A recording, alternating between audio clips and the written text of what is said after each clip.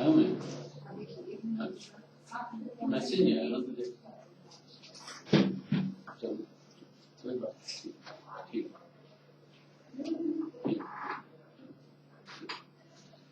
हो गया अच्छे से। पर ये बात है कि यही नस थी ना, क्योंकि मैं आपको दिखाता हूँ कैसे। ये देखो ये थी ऐसे शुरू में ना, मैंने आपको शुरू में दिखाई थी। फिर इसमें ऐसे हम वायर क्रॉस करते हैं, ये वायर क्रॉस करते हैं, ठीक है, वायर भी, और उसके बाद ये बैलूनिंग करते हैं।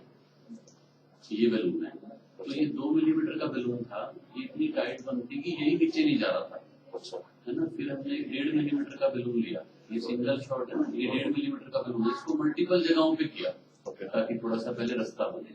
फिर 2 से किया दोबारा, ये 2 का है, तो ऐसे ये फ्लो बना। उसके बाद क्या प्रॉब्लम हुई कि इसमें क्लॉट था बहुत ज्यादा। अब देखो हमने बैलूनिंग कर दी और ये बिल्कुल ही बंद हो गई, है ना, इसमें फ्लो आना बिल्कुल बंद हो गया, दिख ही नहीं रहा है।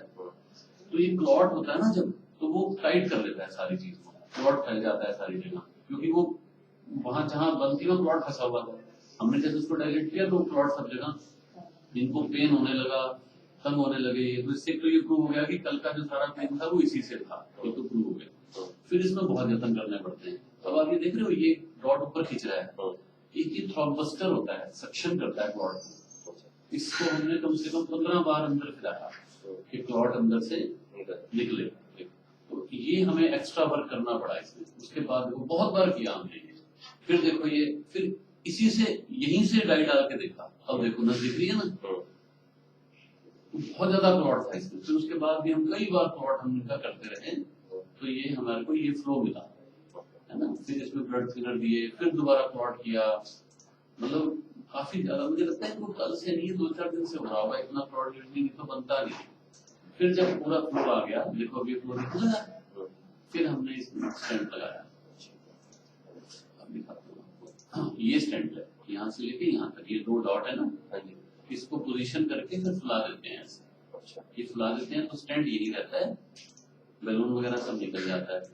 तो अब देखो एक जाली सी दिख रही है इसके चारों तरफ, ध्यान से देखो, ये लाइन और ये लाइन, ये जाली सी होती है, जैसे स्प्रिंग होता है। अंदर बैलून है, बैलून निकाल लेते हैं।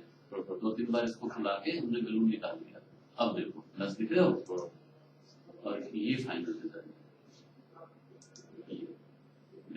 अब ये नस जो दिखती भी नहीं थी, अब पूरी फ्लो दिख रहा है। इसके बाद से इनका पेन में खत्म हो गया, सेटल हो गया, स्टैब्लिश हो गया, सारा बढ़िया, ठीक है।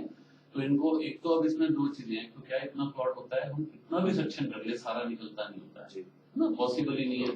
तो एक ब्लड थिनर कॉन्टिन्यूसली चला के रखते हैं, वो 24 घंटे चला के रखेंगे।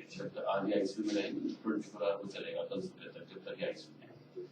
एक तो ये रहेगा, बाई द वे दोबारा आ जाए तो दोबारा लाके सफाई करनी पड़ती है, उसका चांस रहता है 1-2% का। बट अब क्लियर हो गया है, ऊपर से ब्लड थिनर चलेंगे तो चांसेस ना के बराबर। दूसरा इसमें कॉस्ट वाइज थोड़ा सा ही खर्चा हो गया कि थ्रोम्बस्टर हमें एक्स्ट्रा लगाना पड़ेगा, उसके बिना वहां कोई चारा नहीं। Otherwise everything is fine. आप मिल लियो, थोड़ी देर बाद जाके आईसीयू में मिल लेना, ठीक है।